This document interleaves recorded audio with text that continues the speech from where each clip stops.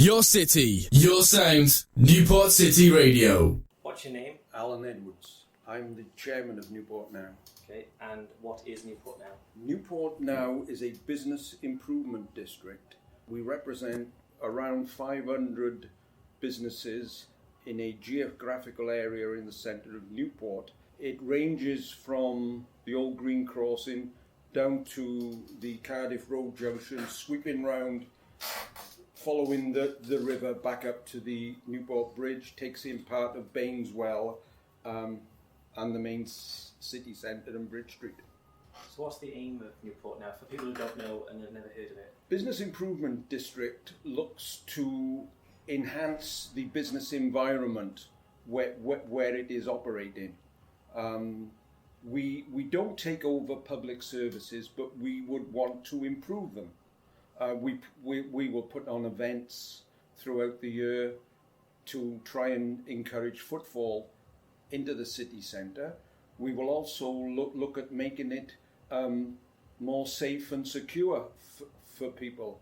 We're working closely with the police and the other private security services that people see around the area. We look at the future of Newport, and we work very closely with the Newport City Council. Okay, so is it a private thing or is it a public thing? It is a public company registered at Companies House, but it is for non-profit.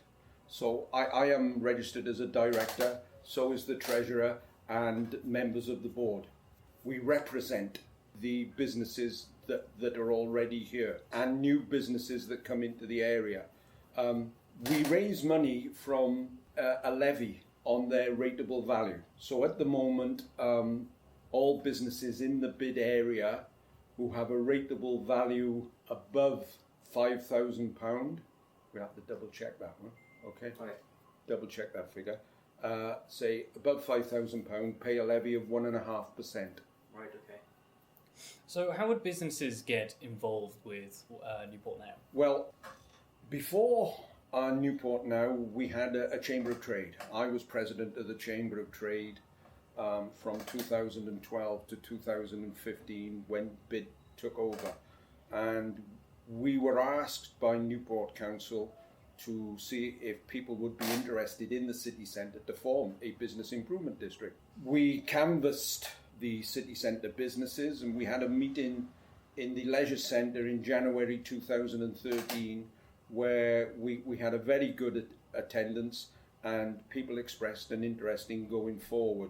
So with the help of Newport Unlimited, we employed consultants, the Means Consultancy, who have experience throughout the United Kingdom on business improvement districts, to help us set it up. And we ended up with a vote in December 2014, and we started operating as a bid in the beginning of the financial year, 6th of April 2015. A bid lasts for 5 years, and after every 5 years we have to have another vote to see whether people want to continue with it. And it's a complicated vote, in as much as not only does 51% of the businesses have to approve it, but we have to have 51% of the total rateable value of the bid area. So personally, why do you do it? Why are you involved? Well, my family have been in business in Newport for 129 years. Oh, right. My family is want to improve Newport. We've unfortunately lived through a decline, and we now hope that we can help regenerate the city centre, and that's why I'm involved, and that's why I was involved with the Chamber of Trade before that. When it comes to local businesses, do you feel that Friars Walk is too high of a competition for the local markets or local businesses, or how do you feel about Friars Walk? I think because of the deterioration that we all saw prior to Friars Walk in the city centre, but may I just add this? In 2005, it was announced that we were going to host the Ryder Cup at the Celtic Manor in 2010. And the current council then tried to get a developer into the city centre to build a Friars Walk that was much larger than the one we have now. And unfortunately, the credit crunch came along, and that particular developer went out of business. And it wasn't until 2011 that we managed to secure Queensbury to develop the current Friars Walk, which is about half the size of the original. Having said that, the way retail looks to be projected into the future, the current Friars Walk could probably end up being about the right size. But what happened between 2006 and 2007, to get the town centre ready for the first Friars Walk, we disrupted the infrastructure and we drove a lot of people away. Unfortunately, we had nothing to bring them back to. So we were hoping that the Friars Walk that opened in 2015 was going to bring everyone back. It hasn't in the numbers we hoped for. But there is still hope that in the next 3 years, there's a lot of development in the city centre, in building residential properties over the top of shops.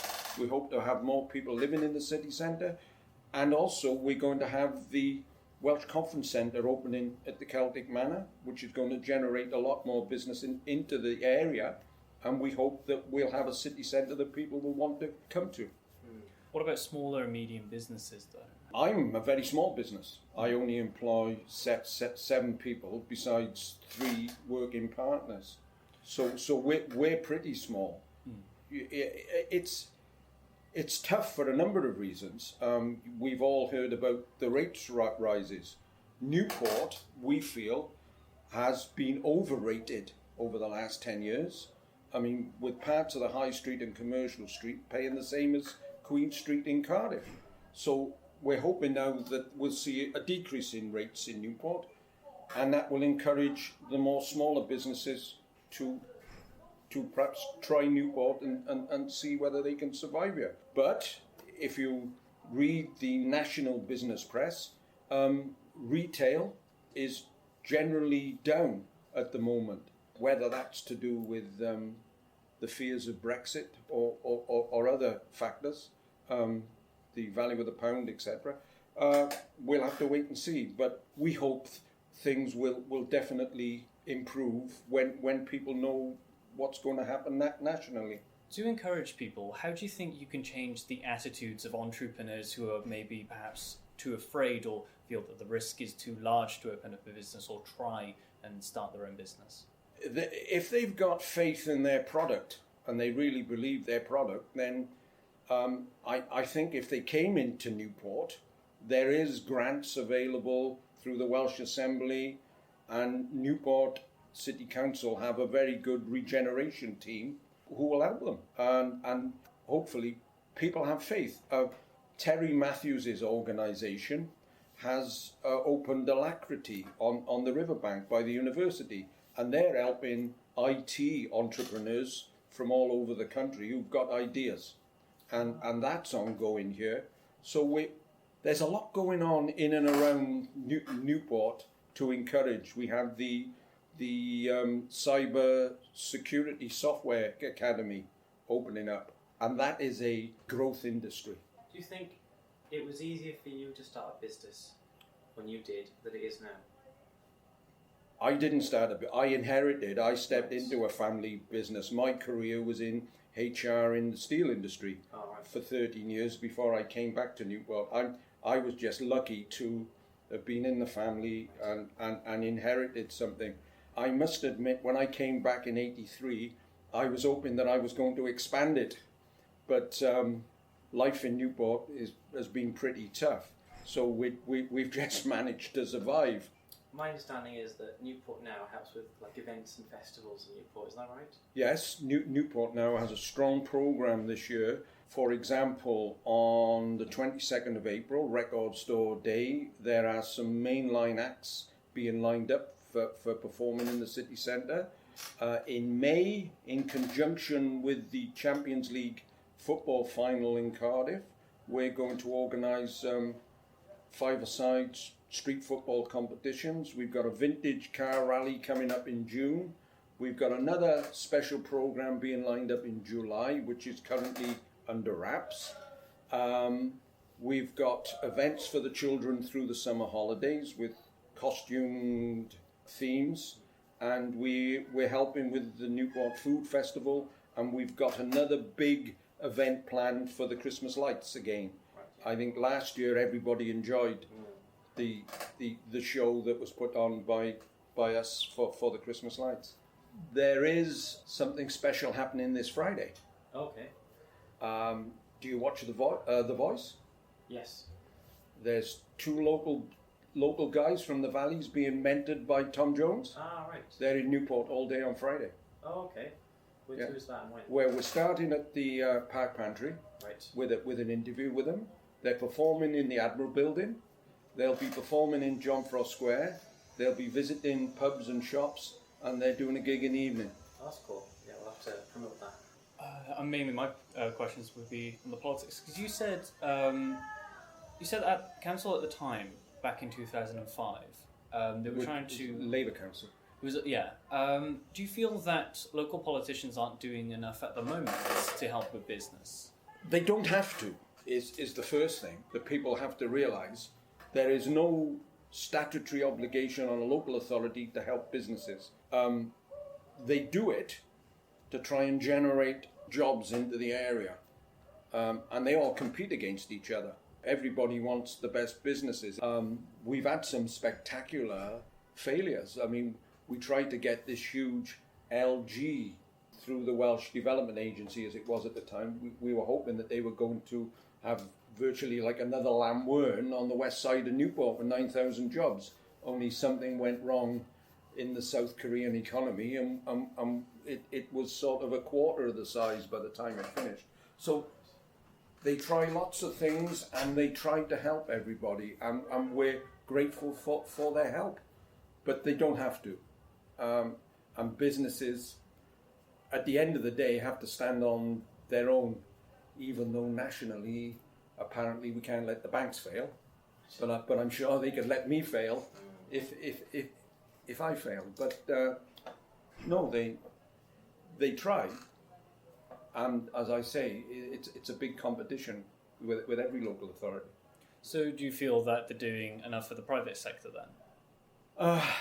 It's difficult. The big thing that's coming off at the moment that we're getting a bit excited about is the Cardiff City region. The Cardiff City region is going to generate £1.2 billion worth of infrastructure development. Mainly, it's the interconnectivity of the rail networks with a metro system throughout the South Wales valleys. That money's got to be spent by 2022 because part of it comes from Europe. Even though Wales voted Brexit, there's still a pile of money coming in from Europe to help that project. Mohammed Fez Meyer asks, what's your opinion on using art within the bid zone? We have had an art project where we got local artists to put big vinyls in shop windows, and we put up a £500 prize, and that was delivered just after the first year we were here. So I think I did that prize in December 2015, and a local artist won it.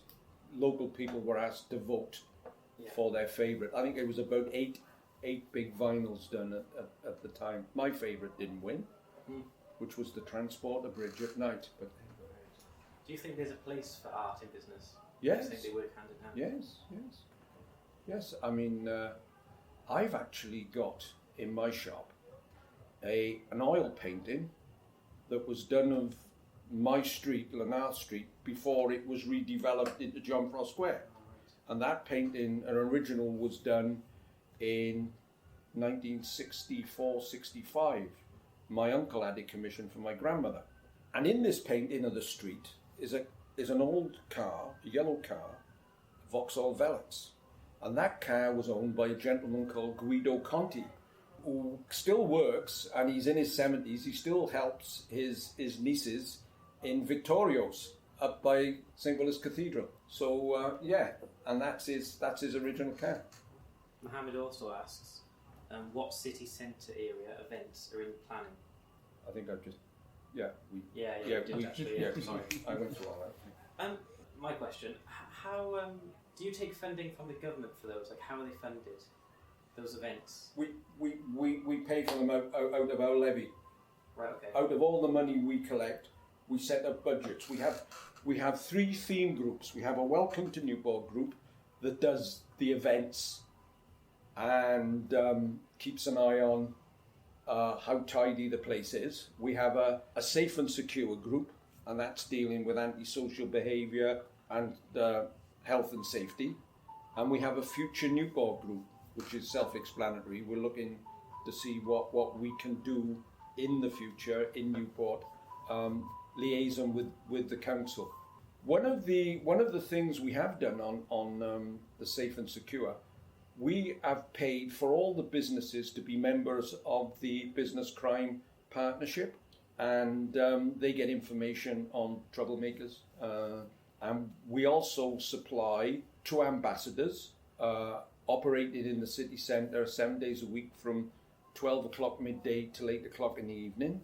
They have special radios in contact with the police and with other security in Friars Walk, Kingsway. And we try to help people in the city centre, and they give advice to visitors as well. Nathan Evans asks, what's your opinion on the decline of Newport's nighttime economy? Basically, you're all going to Cardiff. Why not stay in Newport? It's true. It's true, yeah. Anything to add on that? We're hoping to get more music, more variety of music in. We're certainly going to do I'm going to tell you this, but I don't want anybody else out there to pinch the idea.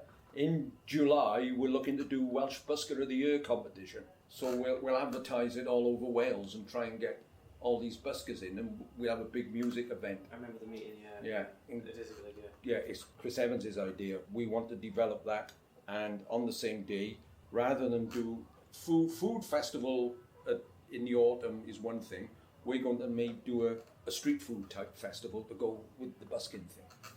That's the sort of thing we're looking at for July.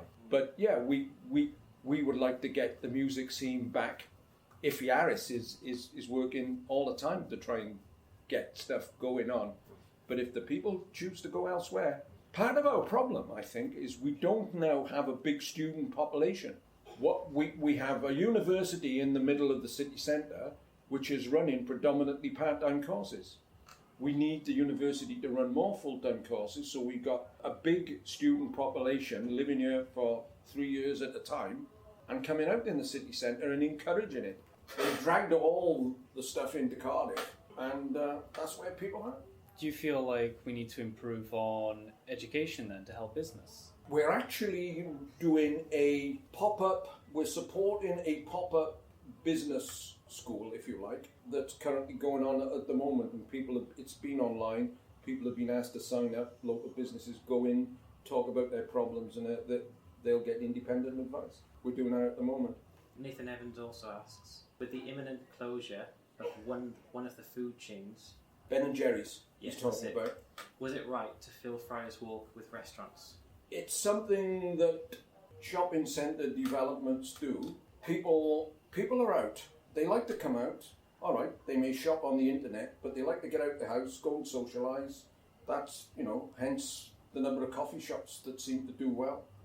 Us Plaza, where all those restaurants are, is the only place in the evening, especially on weekends when Newport's buzzing. Ben and Jerry's is a national problem. They've got a new CEO who said that their business model is not right. So she's not only shut in Newport, she's shut in other Ben and Jerry's throughout the UK. So it's not just a Newport problem. I think it's Frankie and Benny's. Frankie and Benny's, Yeah, that's the one. Ben and Jerry's is the ice cream. Yeah. Ben and Jerry's is the ice cream. You both said that, and I was like, No, Frankie and Benny's. No, it's the Frankie and Benny chain. Do you think another chain should go there, or do you think a local business should go there? Because a lot of people would have said... Yeah, that it's like a local. I mean, I'm friendly with the Gemelli brothers, with Sergio and Pasquale Cinotti, who've got a lovely restaurant under Tesco's out at the retail park, and will probably be reopening their one on Bridge Street once the building's been sorted out, because it's got damaged with with the bridge. I think they would do very well down there, but it's very costly. Whether a local business could go down there, I've looked at one unit. How much does it compare to like being on the high street? It would probably be double down there. It would probably cost you double to operate down there as it does up here. Ian Lamsdale asks, what events do you think Newport people want? Well, they like variety, so they like music events. That brings people out. In the holiday times, events for the children. But we're experimenting this year with two, the football one and the vintage car one, to see how well that goes. But we do concentrate on music, because that seems to get everybody up and out and going. Last question. Adam Smith asks, what plans do you have to create a citywide diversity event for the future? Interestingly enough, 2018, the Chartist group are looking to do a major 3-day event. We employ a production company in Cardiff called Orchard, and we've put them in touch with Orchard, and they've been looking at what they could do.